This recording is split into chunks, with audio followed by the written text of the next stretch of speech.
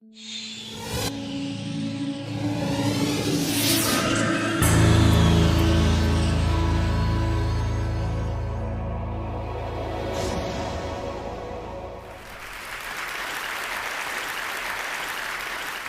here today to talk about a disturbing question, which has an equally disturbing answer. My topic is the secrets of domestic violence. And the question I'm going to tackle is the one question everyone always asks. Why does she stay? Why would anyone stay with a man who beats her? I'm not a psychiatrist, a social worker, or an expert in domestic violence. I'm just one woman with a story to tell. I was 22. I had just graduated from Harvard College. I'd moved to New York City for my first job as a writer and editor at 17 magazine. I had my first apartment, my first little green American Express card, and I had a very big secret. My secret was that I had this gun loaded with hollow point bullets pointed at my head by the man who I thought was my soulmate many, many times. The man who I loved more than anybody on earth held a gun to my head and threatened to kill me more times than I can even remember.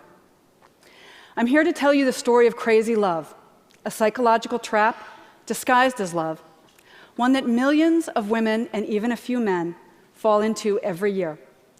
It may even be your story. I don't look like a typical domestic violence survivor. I have a BA in English from Harvard College, an MBA in marketing from Wharton Business School. I spent most of my career working for Fortune 500 companies, including Johnson & Johnson, Leo Burnett, and the Washington Post. I've been married for almost 20 years to my second husband, and we have 3 kids together. My dog is a black lab, and I drive a Honda Odyssey minivan. So my first message for you is that domestic violence happens to everyone. All races, all religions, all income and education levels. It's everywhere. And my second message is that everyone thinks domestic violence happens to women, that it's a women's issue. Not exactly. Over 85% of abusers are men. And domestic abuse happens only in intimate, interdependent, long-term relationships. In other words, in families. The last place we would want or expect to find violence, which is one reason domestic abuse is so confusing. I would have told you myself that I was the last person on earth who would stay with a man who beats me. But in fact, I was a very typical victim because of my age. I was 22. And in the United States, women ages 16 to 24 are 3 times as likely to be domestic violence victims as women of other ages. And over 500 women and girls this age are killed every year by abusive partners, boyfriends and husbands in the United States. I was also a very typical victim because I knew nothing about domestic violence, its warning signs or its patterns. I met Connor on a cold, rainy January night. He sat next to me on the New York City subway, and he started chatting me up. He told me 2 things. One was that he, too, had just graduated from an Ivy League school, and that he worked at a very impressive Wall Street bank. But what made the biggest impression on me that first meeting was that he was smart and funny, and he looked like a farm boy. He had these big cheeks, these big apple cheeks, and this wheat blonde hair, and he seemed so sweet.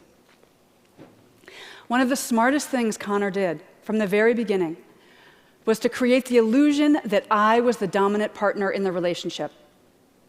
He did this, especially at the beginning, by idolizing me. We started dating, and he loved everything about me. That I was smart, that I'd gone to Harvard, that I was passionate about helping teenage girls and my job. He wanted to know everything about my family and my childhood, my hopes and dreams. Connor believed in me as a writer and a woman in a way that no one else ever had. And he also created a magical atmosphere of trust between us by confessing his secret, which was that as a very young boy, starting at age 4, he had been savagely and repeatedly physically abused by his stepfather. And the abuse had gotten so bad that he had had to drop out of school in 8th grade, even though he was very smart. And he'd spent almost 20 years rebuilding his life, which is why that Ivy League degree and the Wall Street job and his bright, shiny future meant so much to him. If you had told me that this smart, funny, sensitive man who adored me would one day dictate whether or not I wore makeup, how short my skirts were, where I lived, what jobs I took, who my friends were, and where I spent Christmas, I would have laughed at you. Because there was not a hint of violence or control or anger in Connor at the beginning. I didn't know that the first stage in any domestic violence relationship is to seduce and charm the victim. I also didn't know that the second step is to isolate the victim.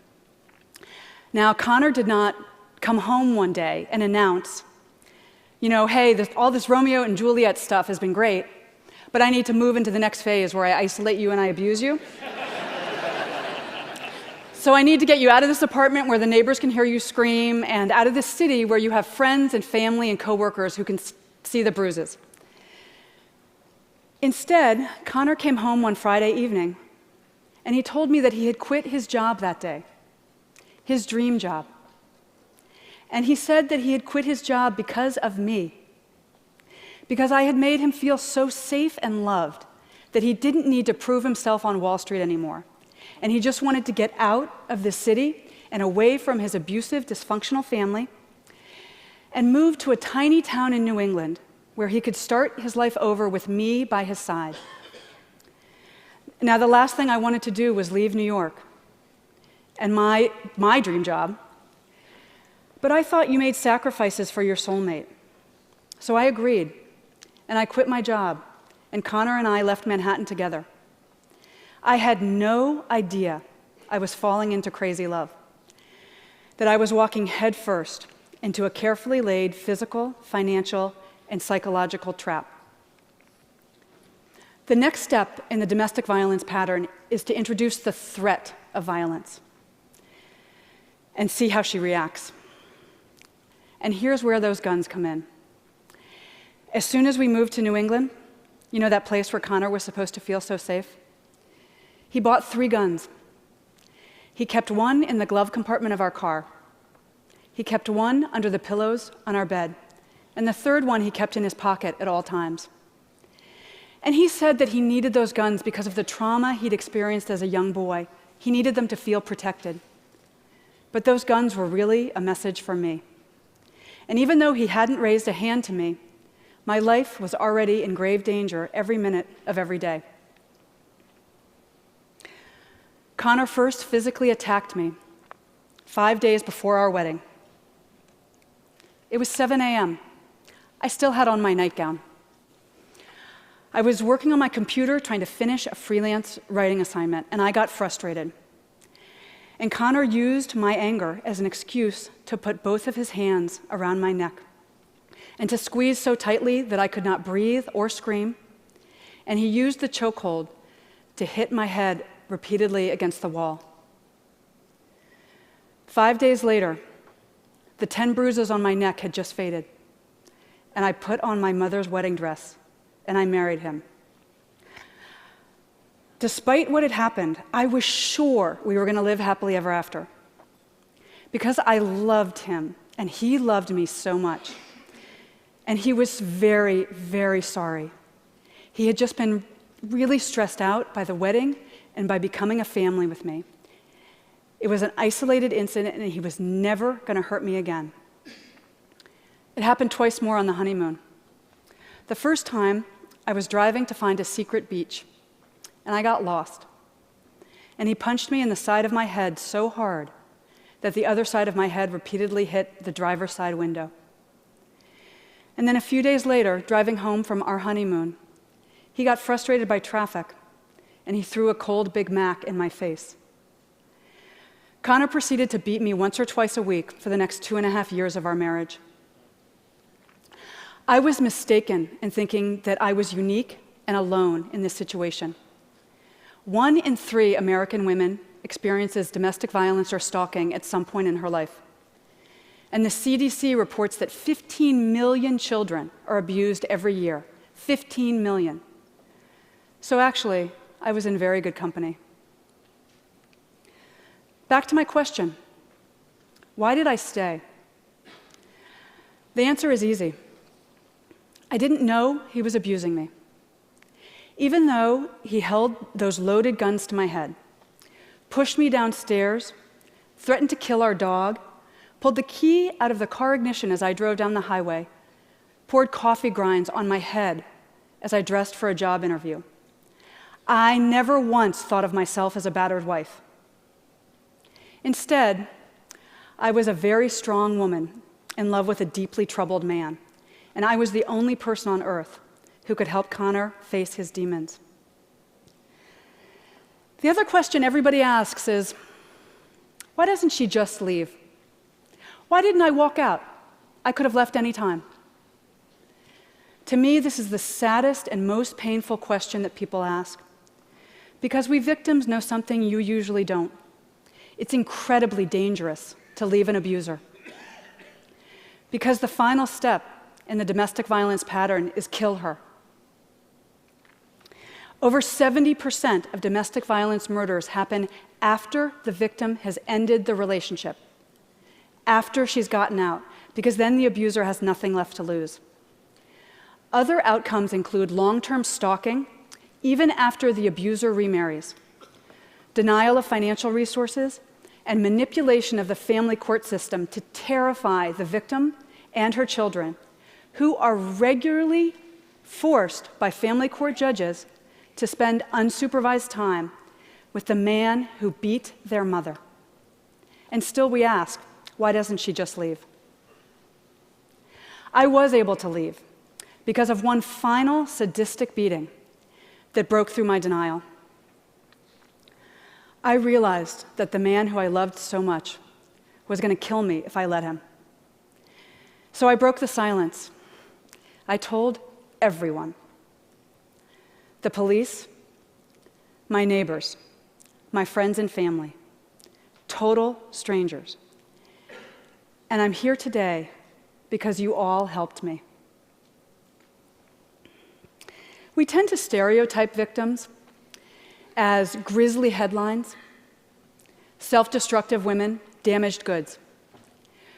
The question, why does she stay, is code for some people for it's her fault for staying, as if victims intentionally choose to fall in love with men intent upon destroying us.